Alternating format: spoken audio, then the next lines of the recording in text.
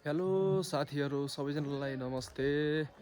म चाहिँ पारस कुँवर। आज म चाहिँ यता अछाम जिल्लाको एउटा रमणीय क्षेत्र यता चौरपाटी गाउँपालिका दुनीमा आइसकेको छु म। आज त्यस्तो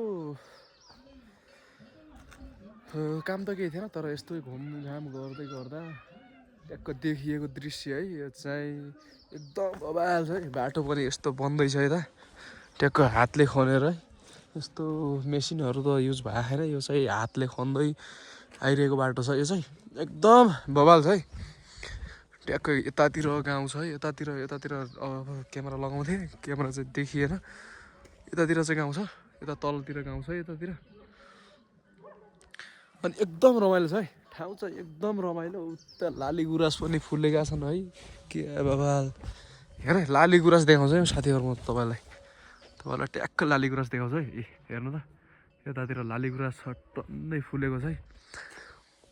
अनि यस्तो छ, यो चाहिँ निर्माण कार्य भइरहेको छ, हुँदैछ है। ट्याक्कै अब अहिले त मान्छे खाजा खाने टाइम हो यो चाहिँ। खाजा खाँदै होला नि काम छोडेर अहिले।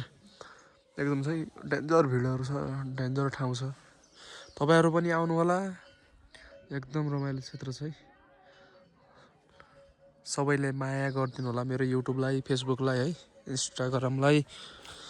अनि तपाईँहरूले ट्याक्कै त्यो चाहिँ युट्युबलाई सब्सक्राइब गर्न र फेसबुकलाई फलो गर्न नबिर्सिनु होला। Bye bye, take care all of you my friends.